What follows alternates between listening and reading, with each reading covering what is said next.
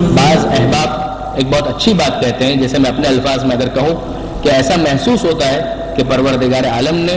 ماہ رجب کو warm up matches کے طور پر رکھا ہوا ہے، ماہ رجب اور ماہ شعبان کو نیٹ پریکٹس کے لیے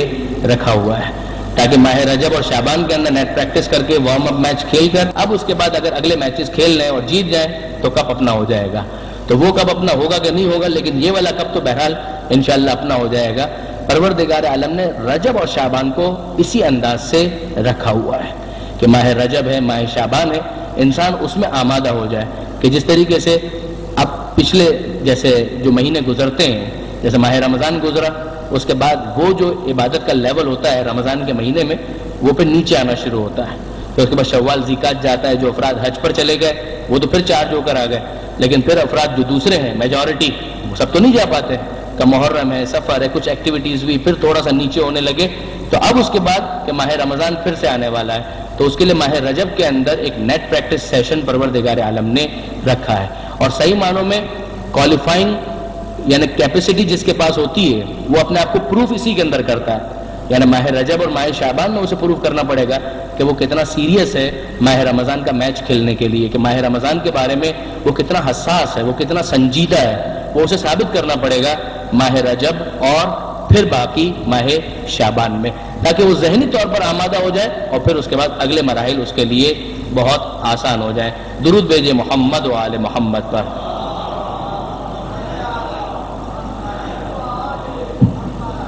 اب یہ ماہ رجب کے حوالے سے ایک بہت اہم چیز جو ہمارے سامنے آتی ہے، جس کی طرف خود قرآن مجید نے بھی متوجہ کیا، وہ یہ ہے کہ ماہ رجب ان 4 مہینوں میں شامل ہے جسے محترم مہینے کہا گیا، یعنی یہ 4 مہینے وہ ہیں کہ جسے ایون اسلام کے آنے سے پہلے کفار بھی محترم مانتے تھے۔ دیکھیے ایک لیونر کیلنڈر یا قمری جو کیلنڈر ہمارا ہے، وہ کیلنڈر اپنی جگہ پر 12 مہینوں پر مشتمل ہے، پھر اس کا آغاز کہاں سے مانا جائے وہ ایک الگ بحث ہے، مثلا عام الفیل مانا جائے یا بعثت کے حوالے سے کاؤنٹ کیا جائے یا ہجرت کے حوالے سے کاؤنٹ کیا جائے، وہ ایک الگ بحث ہے، لیکن جو 12 مہینے ہیں وہ 12 مہینے ہیں، تو وہ پہلے بھی 12 مہینے تھے۔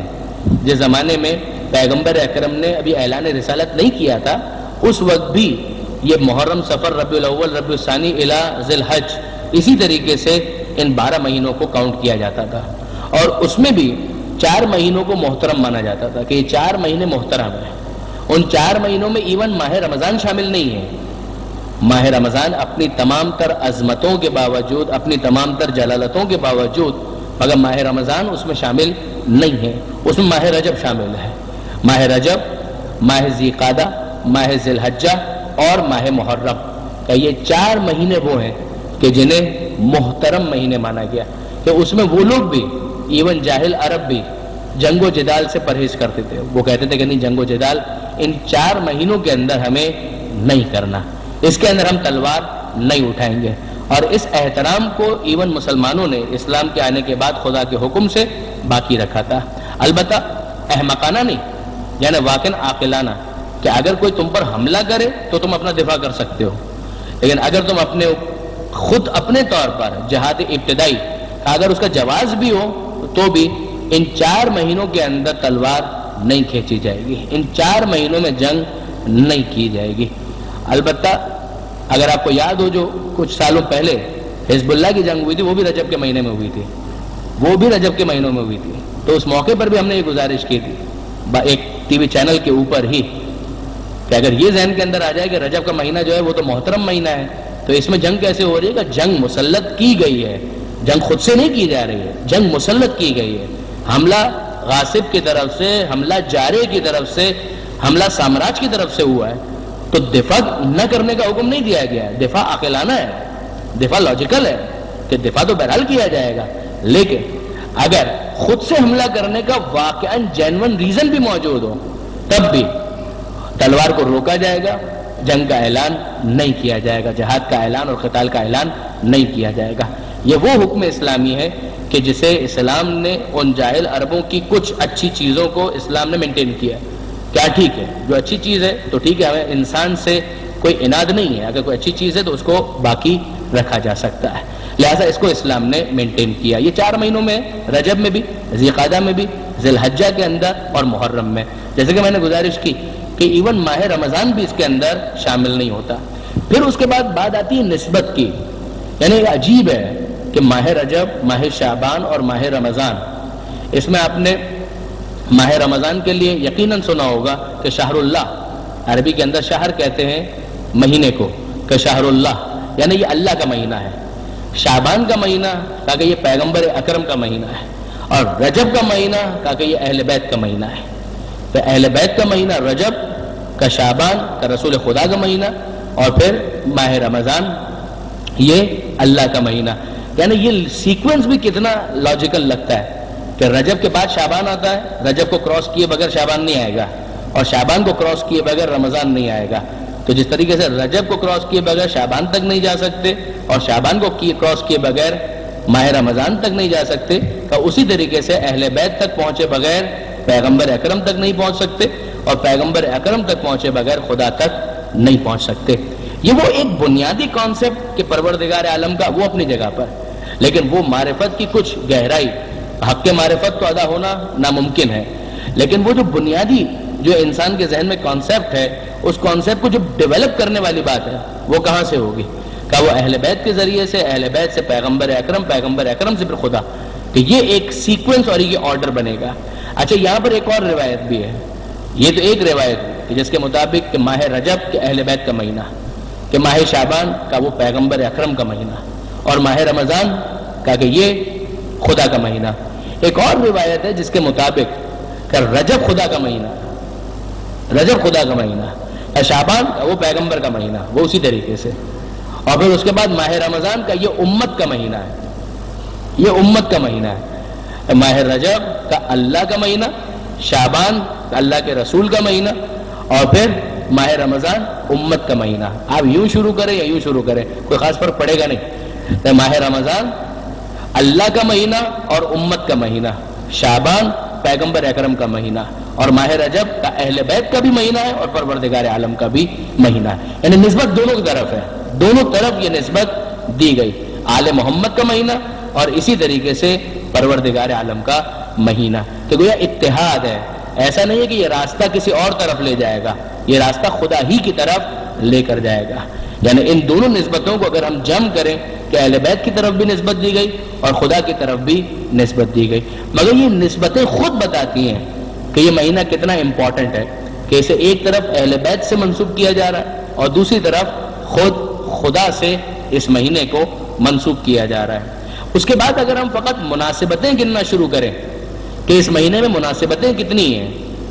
شاید کسی اور مہینے کے اندر شاید اتنی مناسبتیں آپ کو نظر نہیں آئیں گی کہ جتنی اس ایک مہینے کے اندر آپ کو مناسبتیں نظر آئیں گی، اور مختلف ڈائمنشنز ہیں، کچھ ولادت کی تاریخیں ہیں، کچھ شہادت کی تاریخیں ہیں، کچھ دشمنوں کی ہلاکت کی تاریخیں ہیں، کچھ فتوحات کی تاریخیں ہیں، کچھ جنگیں ہیں کہ جو فتح ہوئی ہیں اسی مہینے کے اندر۔ آپ اگر سٹارٹ سے ہی دیکھیں کہ مثلا یکم رجب ہے تو یکم رجب 5ویں امام کی ولادت، اور یکم رجب کے فوراً بعد 3 رجب کا یہ امام علی النقی علیہ السلام کی شہادت کی تاریخ، اس کے بعد پھر 5 رجب یہ ایک مرتبہ پھر امام علی النقی علیہ السلام کی ولادت کی تاریخ بنتی ہے، پھر 10 رجب کا یہ امام محمد تقی جواد علیہ السلام کی ولادت، پھر 13 رجب مولا کائنات امیر المومنین امام المتقین علی ابن ابی طالب علیہ السلام،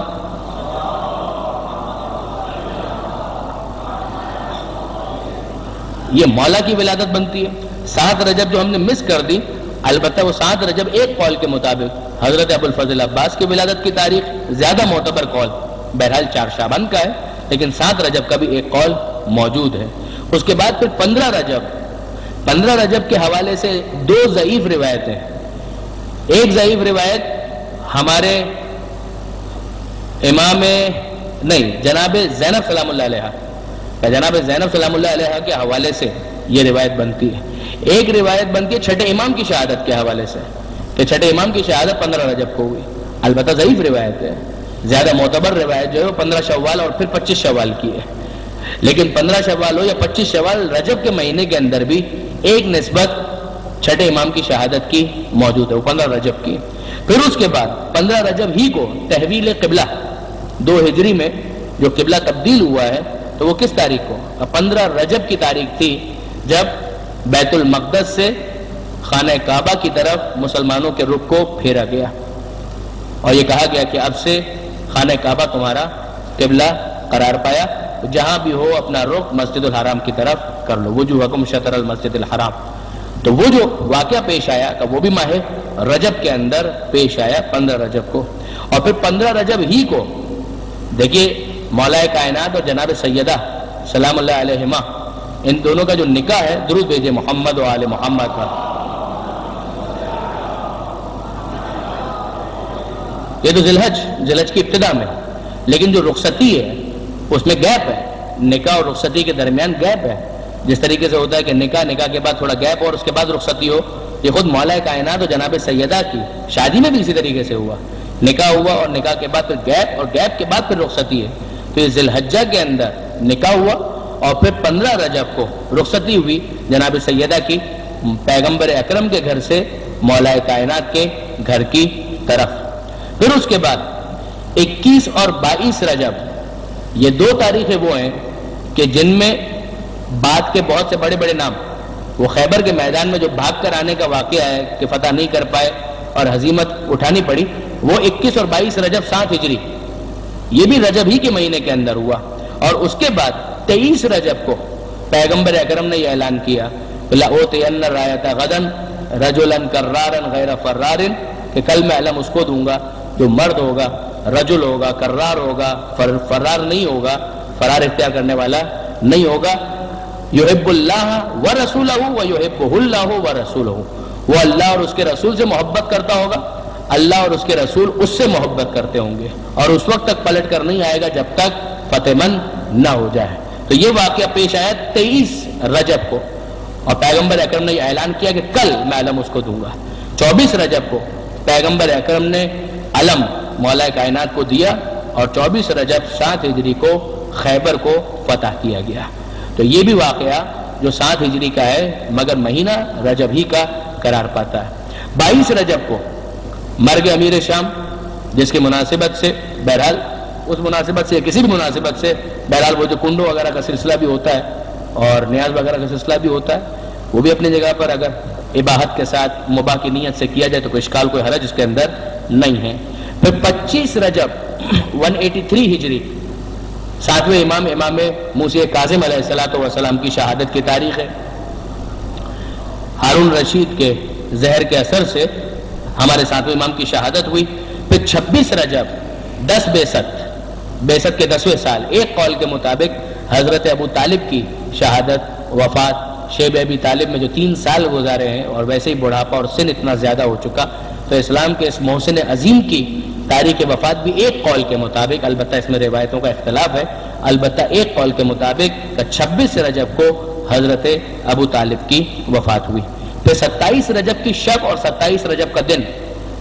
یہ دونوں بہت اہم ہیں کہ شب 27 رجب کہ یہ وہ شب ہے کہ جس میں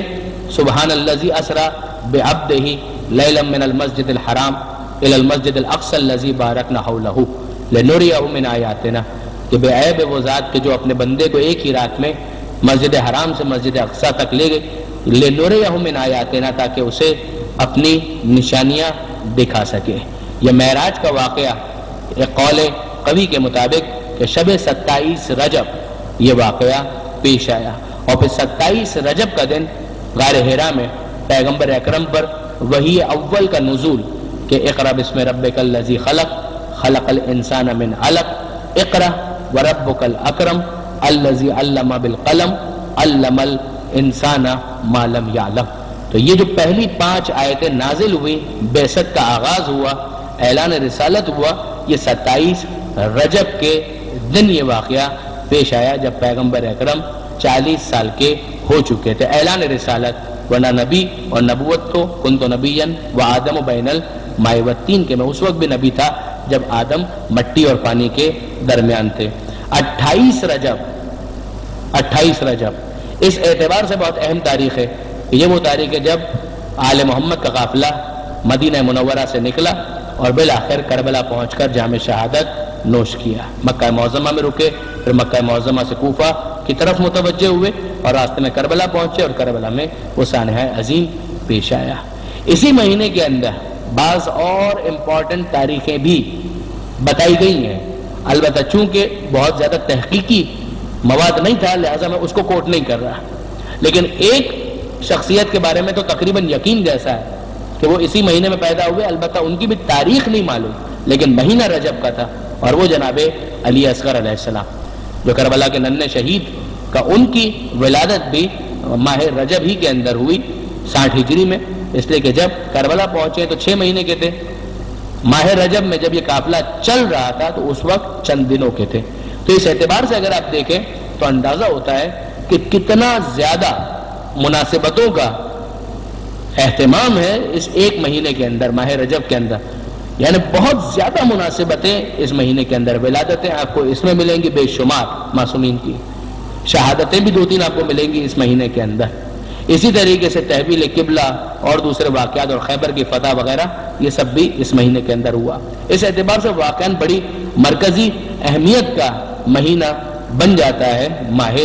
رجب۔ اب اس کے بعد ہم تھوڑا سا مفاتیح الجنان کی طرف بڑھیں اور دیکھیں کہ شیخ عباس قمی جو روایت نقل کرتے ہیں اس کے اندر معصومین نے اس مہینے کے حوالے سے کیا کچھ بیان کیا ہے۔ درود بھیجیے محمد و آل محمد پر۔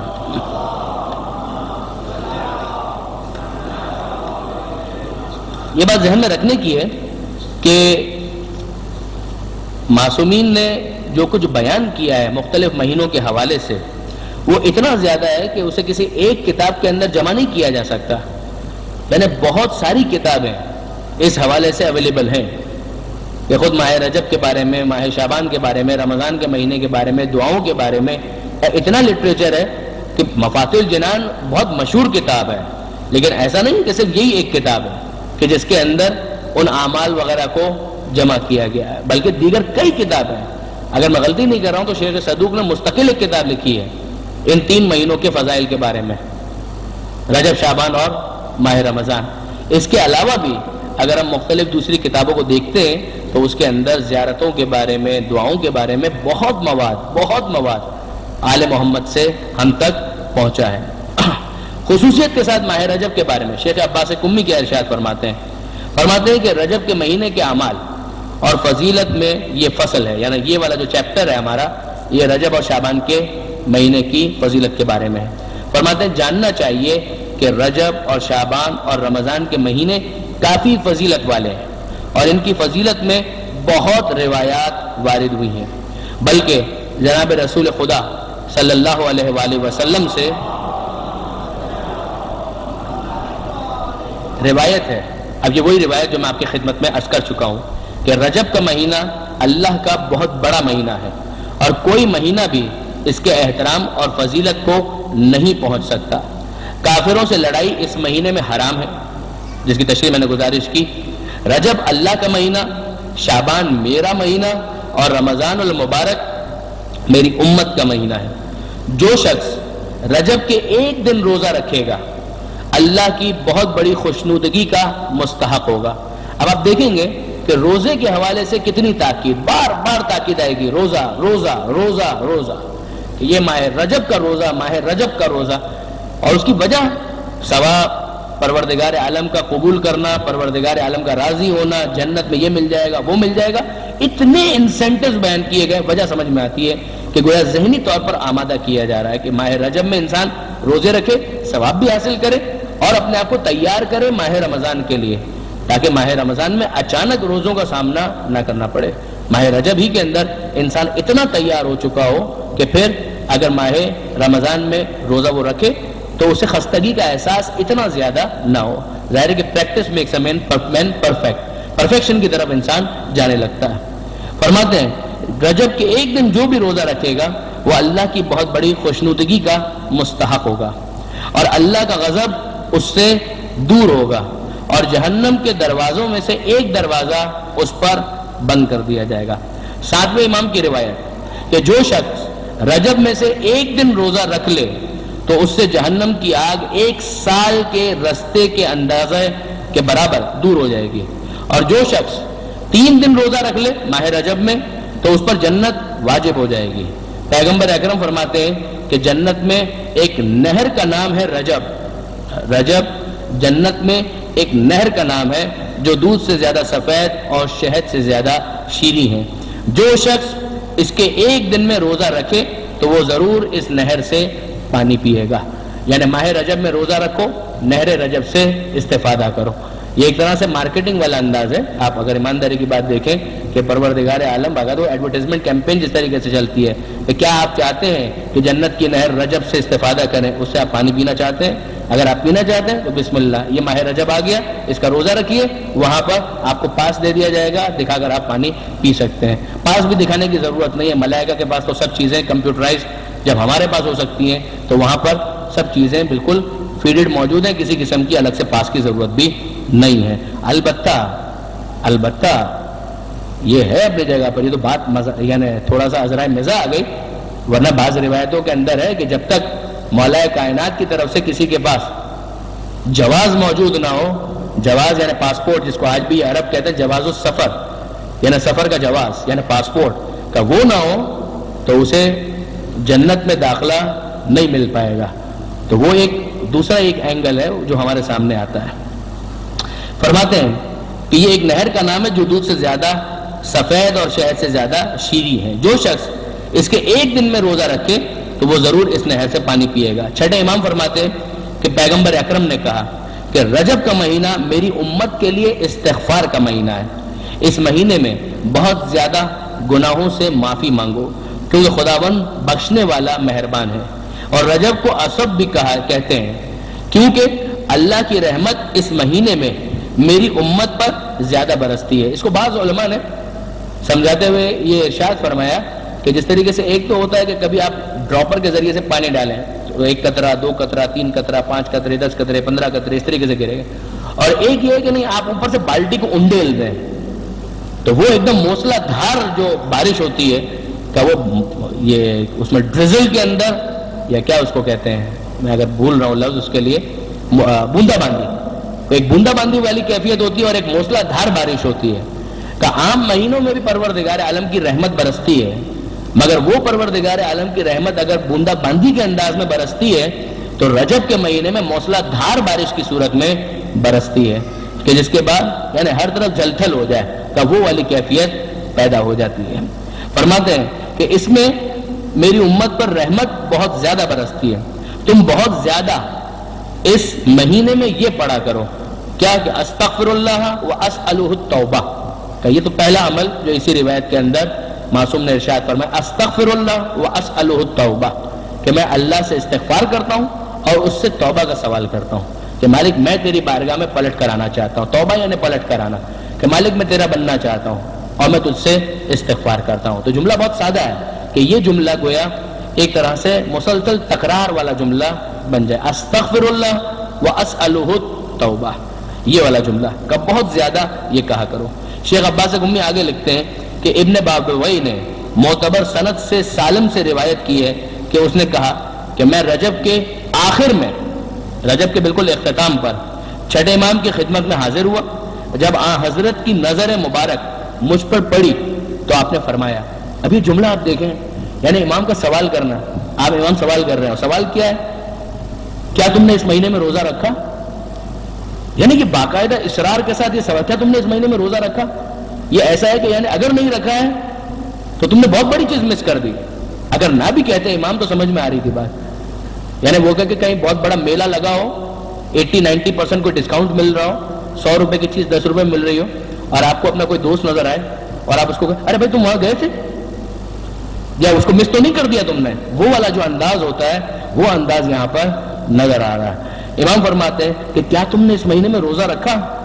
میں نے کہا نہ، قسم خدا کی ہے فرزند رسول میں نے روزہ نہیں رکھا. امام نے فرمایا کہ تجھ سے اتنا ثواب مس ہو گیا ہے، اتنا ثواب تو نے کھو دیا ہے کہ جس کا اندازہ سوائے ذات خدا کے اور کوئی نہیں جانتا، یعنی کوئی فرشتہ بھی اس کا حساب نہیں رکھ سکتا کہ تو نے کتنا ثواب مس کر دیا. کیونکہ یہ وہ مہینہ ہے کہ جسے خدا نے دوسرے مہینوں پر فضیلت دی ہے اور اس کے احترام کو بہت بڑا قرار دیا ہے، اور اس میں روزے رکھنے والے کا احترام اپنے اوپر فرض کر دیا ہے. یہ جملہ بڑا امپورٹنٹ ہے. امام فرماتے ہیں روزہ رکھنے والے کا احترام اپنے اوپر فرض کر دیا ہے. دیکھیں ایک تو دے دینا، تو آپ بھی مثلا کتا ہے، کتے کے سامنے اگر ہڈی ڈال دیں یا گوشت ڈال دیں تو وہ بھی آپ نے دے دیا، مگر اس کو احترام نہیں کہتے، اس کو احترام نہیں کہتے۔ کوئی آپ کے گھر پر آیا کرے معاف کرو بابا دیتے نا، تھوڑی دیر بیٹھ جاؤ، پھر تھوڑی دیر کے بعد آپ نے کچھ دے تو دیا، مگر اس کو احترام تو نہیں کہتے۔ ایک پروردگار عالم ہے کہ ٹھیک ہے تم مجھے قبول نہیں ہو مگر ٹھیک ہے تم کو دے دیتے ہیں، اور ایک ہے کہ نہیں پروردگار عالم کی طرف سے احترام انسان کو حاصل ہو جائے، یہ بہت بڑی بات ہے کہ خدا رسپیکٹ کرنے لگے، خدا کی طرف سے عزت مل جائے کسی انسان کو۔ امام فرماتے ہیں کہ اگر اس مہینے میں کوئی روزہ رکھتا ہے تو پروردگار عالم اس کا احترام اپنے اوپر فرض قرار دیتا ہے۔ میں نے عرض کی اب ظاہر ہے کہ وہ بیچارہ جب سنتا ہے کہ ماہ رجب تو اب اینڈ پر آ گیا، 20-25 رجب مثلاً ہو چکی ہے اور ختم ہونے والا ہے ماہ رجب، تو اس نے کہا کہ اب میں یہ جو 3-4 دن جو بچے ہیں اس میں کچھ روزہ رکھ کے کچھ کمپنسیشن ہو سکتا ہے؟ تو اسے سوال کیا کہ اے فرزند رسول اگر میں ان باقی ماندہ دنوں میں روزہ رکھ لوں تو اس میں روزہ داروں کے بعض ثواب پر فائز ہو جاؤں گا، یعنی پورا نہیں بھی ملے گا تو تھوڑا بہت کچھ ملے گا کہ نہیں ملے گا؟ تو آپ نے فرمایا کہ اے سالم جو شخص اس کے آخر میں، یعنی دیکھیے اب تک جملے سے اندازہ یہ ہو رہا ہے کہ اب تک اگر تم نے روزہ نہیں رکھا بہت کچھ مس کر دیا۔ اب امام آخر رجب کی بات کرتے ہیں، فرماتے ہیں کہ جو آخر میں رجب کے اختتام پر ایک دن روزہ رکھے خدا اسے سکرات موت کی سختی اور موت کے بعد والے خوف قبر کے عذاب سے محفوظ رکھے گا، اور جو شخص اس کے آخر سے 2 دن روزہ رکھے لاسٹ اینڈ سیکنڈ لاسٹ تو پل صراط سے آسانی سے گزر جائے گا، اور جو شخص اس کے آخر میں سے 3 دن روزہ رکھے تو وہ قیامت کے بہت بڑے خوف اور اس دن کی سختی اور ڈر سے محفوظ رہے گا، اور اسے جہنم سے براعت عطا ہوگی، یعنی جہنم سے نجات مل جائے گی۔ پھر اس کے بعد مزید دیگر کچھ باتیں ہیں جو شیخ عباس قمی نے ارشاد فرمائی ہے۔ اب اس کے بعد ظاہر ہے کہ جب روزے کی اتنی تاکید ہے تو انسان کا دل چاہتا ہے کہ ہاں واقعاً ماہ رجب میں روزہ رکھیں، یعنی اس کا آغاز ہو جاتا ہے پہلی رجب سے ہی، یعنی الگ الگ تاکید کے ساتھ۔ مثلا حضرت نوح علیہ السلام کے بارے میں ابھی آتے ہوئے گھر سے ثواب الاعمال اور عقاب جو شیخ صدوق کی بہت مشہور کتاب ہے، اس کا اردو ترجمہ بھی ہوا، اس کے اندر اگر آپ دیکھیں رجب کے روزوں کے حوالے سے جو کچھ روایتیں شیخ نے لکھی ہیں، اس کے اندر ایک روایت یہ بھی ہے کہ حضرت نوح علیہ السلام نے جب وہ کشتی میں سوار ہو رہے تھے، کشتی چلنے والی تھی، تو رجب کا مہینہ تھا، پہلی رجب کی تاریخ تھی، تو اس میں حضرت نوح علیہ السلام نے جتنے افراد سوار تھے ان سب سے کہا کہ آج روزہ رکھو، اور پھر امام کا یہ قول کہ آج اگر کسی نے روزہ رکھا تو خدا اس کے اور جہنم کے درمیان 1 سال کی مسافت کے برابر فرق ڈال دیتا ہے۔ تو بہت تاکید کہ ماہ رجب کا روزہ۔ اب جب اتنی تاکید ہم سنتے ہیں کہ ماہ رجب میں روزہ رکھنا ہے تو پھر ظاہر ہے کہ انسان میں جوش پیدا ہوتا ہے۔ مجھے خود یاد ہے میں نے پہلی مرتبہ کب یہ ساری فضیلت سنی تھی، حضرت مولانا صادق حسن صاحب سے، جب انجمن خدام القرآن کے اندر تقریباً جتنی بھی اہم چیزیں ہیں ان کی طرف سب سے پہلے تو شاید انہوں نے متوجہ کیا اپنے دروس کے اندر، اور کون سا ایسا موضوع ہے کہ جس پر اس مرد بزرگ نے بیان نہیں کیا اور کچھ نہ کچھ ہدایت اور رہنمائی نہیں فرمائی ہے۔ واقعاً پروردگار عالم ان کو ہمیشہ سلامت رکھے، تو انہوں نے اس کو بیان کیا تھا اور ساری چیزیں۔ لیکن جب ہم مثلا توجہ کرتے ہیں کہ ہم ماہ رجب کے روزے، ماہ رجب کے روزوں کی فضیلت، یہ ساری چیزیں، تو اس کے بعد ایک دم دل چاہتا ہے کہ ہاں ٹھیک ہے یار ایسا کرتے ہیں کہ ماہ رجب کے 30 روزے رکھ لیتے ہیں، مگر اس وقت ہمارے سامنے ایک مسئلہ شرعی آ جاتا ہے، اور وہ مسئلہ شرعی کیا آتا ہے؟ وہ مسئلہ شرعی آتا ہے کہ اگر کسی کے اوپر قضا روزے ہیں تو وہ مستحب روزے نہیں رکھ سکتا۔ اگر آپ کے اوپر کوئی ادھار ہے تو آپ پہلے ادھار چکائیے، اس کے بعد پھر دوسرا کوئی معاملہ ہو سکے گا۔ یہ تو نہیں ہو سکتا نا کہ ادھار آپ کے اوپر ہے اور آپ خواہ مخواہ کی دوسری چیزوں کے اندر پڑ جائیں۔ نماز میں ایسا نہیں ہے، اگر نماز قضا بھی ہو تو مستحب نماز پڑھی جا سکتی ہے، لیکن روزوں میں ایسا معاملہ نہیں ہے۔ روزوں میں فقہا کا متفقہ فیصلہ ہے کہ اگر کسی کے اوپر قضا روزے ہیں تو اس کی ذمہ داری یہ ہے کہ پہلے وہ اپنے قضا روزوں کو پورا کرے، اس کے بعد پھر مستحب روزے رکھ سکتا ہے۔ یہ مسئلہ اس لیے اور بھی امپورٹنٹ بن جاتا ہے کہ شریعت کے حکم کے مطابق پچھلے رمضان میں جو ماہ رمضان گزر گیا اس میں اگر کسی کا کوئی روزہ قضا ہو گیا تھا تو اس کی ذمہ داری ہے کہ اگلے ماہ رمضان سے پہلے اپنے اس ادھار کو ختم کرے، اپنی اس لائبلٹی کو ختم کرے۔ اس ادھار کو چکائے. یعنی وہ روزہ اگر پچھلے ماہ رمضان میں 2 روزے 3 روزے 5 روزے 10 روزے خدا نہ کرے کسی بھی وجہ سے، جان بوجھ کے تو کون چھوڑتا ہے، میں توقع نہیں کرتا، سفر کی وجہ سے، بیماری کی وجہ سے، کسی بھی وجہ سے اگر روزے چھوٹ گئے تھے، خواتین کے مخصوص ایام کی وجہ سے اگر روزے نہیں رکھ سکے تو پھر ذمہ داری یہ ہے کہ پہلے ان روزوں کو رکھے اور اس کے بعد پھر مستحب روزوں کی نیت سے روزہ رکھا جائے. اب اس میں بعض علماء کا یہ قول واقعاً بڑا لطیف ہے. وہ فرماتے ہیں کہ بعید پروردگار عالم سے کہ اگر ماہ رجب کے اندر کوئی اپنے قضا روزے رکھے تو پروردگار عالم اس خاص ثواب سے اسے محروم کر دے. جب پروردگار عالم اس کا خزانہ، اس کی کوئی حد تو نہیں ہے، وہ تو دینا چاہتا ہے اپنے بندوں کو. تو اگر بندہ اس طرف اور تڑپ کے ساتھ کہ مالک قضا روزے ہیں میں کیا کروں لیکن اسی بہانے میں قضا روزے تو رکھ رہا ہوں، تو بعید ہے کہ پروردگار عالم اسے ماہ رجب کے مستحب روزوں کے ثواب سے محروم کرے. تو ایک پن دو کاج ہو جائے گا، ایک تیر سے 2 شکار کہ قضا روزے بھی ہو گئے اور ساتھ ساتھ مستحب روزوں کا ثواب بھی انسان کو حاصل ہو گیا. یہ بہترین موقع ہے کہ انسان ماہ رجب کے اندر یہ دونوں کام انجام دے لے کہ قضا روزے بھی ہو گئے اور مستحب کا ثواب بھی مل گیا. البتہ نیت قضا روزے کی ہی ہوگی. ایک مرتبہ قضا روزے مکمل ہو جائے پھر اس کے بعد مستحب روزے رکھے جا سکتے ہیں. البتہ امام خمینی اور آیت اللہ خامنہئی کے نزدیک تو اگر کسی قسم کا بھی کوئی روزہ ذمے پر ہے، چاہے وہ نظر کا ہو چاہے کوئی اور ہو، اس کے ہوتے ہوئے بھی پھر مستحب روزہ نہیں رکھا جا سکتا. لیکن آغا خوئی اور آغا سیستانی فرماتے ہیں کہ نہیں، صرف قضا روزہ جو رمضان کا ہے اگر وہ ہے تو پھر اس کی موجودگی میں مستحب روزہ نہیں رکھا جا سکتا. دوسرے روزے اگر ہیں تو پھر مستحب روزہ رکھا جا سکتا ہے، اشکال نہیں ہے. تو یہ ایک بات ہو گئی اس مسئلہ شرعی کے حوالے سے، اور اس کے ساتھ ہی آج کی گفتگو ہم مکمل کرتے ہیں. کل انشاءاللہ مزید ماہ رجب اور ماہ رجب کے اعمال کے حوالے سے گفتگو ہوگی. یہ میرے خیال میں ایک بکلیٹ ٹائپ کا تقسیم کیا جا رہا ہے جس کے اندر ماہ رجب کے کچھ اعمال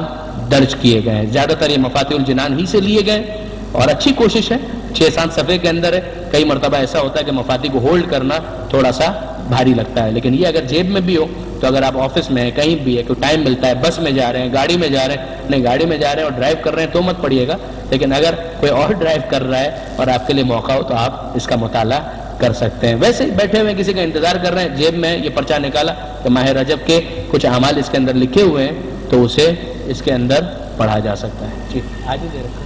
یہ آج نہیں دے رہے، آپ کو کل دیں گے انشاءاللہ. صحیح. اور دوسرا اعلان یہ ہے کہ کل انشاءاللہ محفل شاہ خراسان کے پروگرام کے بعد یہاں پر فوراً پروگرام شروع ہو جائے گا. تو یہ انشاءاللہ کل آپ کے درمیان تقسیم کیا جائے گا. اور انشاءاللہ کل دیگر اعمال کے علاوہ عمل داؤد کے حوالے سے بھی کچھ گزارشات پیش کرنے کی سعادت حاصل کریں گے کہ جس کے بارے میں بعض محدثین نے یہ جملہ لکھا ہے کہ یہ عمل اگر کوئی کرے آزما کر دیکھیں کہ انشاءاللہ اس کی دعا ضرور بضرور قبول ہوگی. یہ واقعاً جملہ محدثین کا لکھنا کہ آزما کر دیکھیں، ہم یہ تجربہ کر چکے ہیں، یہ اتنا معمولی جملہ نہیں ہے، واقعاً بڑا اہم جملہ ہے. عمل داؤد اور دیگر اعمال ماہ رجب کے حوالے سے انشاءاللہ العزیز کل گفتگو ہوگی. پروردگار عالم سے دعا کرتے ہیں مالک تجھے واسطہ محمد و آل محمد کا ہمارے اس قلیل توسل کو اپنی بارگاہ میں شرف قبولیت عنایت فرما. مالک تجھے واسطہ محمد و آل محمد کا ماہ رجب آنے والا ہے جو تیرا بھی مہینہ ہے، اہل بیت کا بھی مہینہ ہے، وہ کام کہ جس سے تو اور اہل بیت راضی ہوں اس مہینے میں انجام دینے کی ہمیں توفیق عطا فرما. مالک تجھے واسطہ محمد و آل محمد کا، آل محمد کے ماننے والے چاہنے والے جہاں کہیں بھی آباد ہیں ان کی جان مال عزت و آبرو کی حفاظت فرما. مالک تجھے واسطہ محمد و آل محمد کا بیماروں کو شفائے کامل اور عاجل عطا فرما. بے روزگاروں کو رزق حلال عطا فرما. جو برسر روزگار ہیں ان کے رزق میں برکت اور کثرت عطا فرما. جو بے اولاد ہیں انہیں اولاد صالح عطا فرما. جو صاحبان اولاد ہیں انہیں اولاد کی صحیح تربیت کی توفیق عطا فرما. مالک ہمیں اپنے گھرانے کی اصلاح، اپنے اداروں کی اصلاح، خصوصاً اپنے تعلیمی اداروں کی اصلاح زمانے کے امام کی خواہشات کے مطابق کرنے کی توفیق عطا فرما. مالک تجھے واسطہ محمد و آل محمد کا تمام علماء کرام، مراجع اعظام اور مقام معظم رہبری کی حفاظت فرما. انقلاب اسلامی کی حفاظت فرما. اس انقلاب کو زمانے کے امام کے انقلاب سے متصل فرما. اس انقلاب کے دشمنوں کو نیست و نابود فرما۔ مالک تجھے واسطہ محمد و آل محمد کا وطن عزیز پاکستان کو استحکام عطا فرما۔ وطن عزیز کو ہر قسم کی داخلی خارجی پریشانیوں سے محفوظ فرما۔ مالک پاک فوج کو موجودہ جنگ میں فتح و نصرت اور غلبہ عطا فرما۔ وطن عزیز سے دہشت گردی اور دہشت گردوں کا خاتمہ فرما۔ مالک ہمارے شہداء کے قاتلوں کو نیست و نابود فرما۔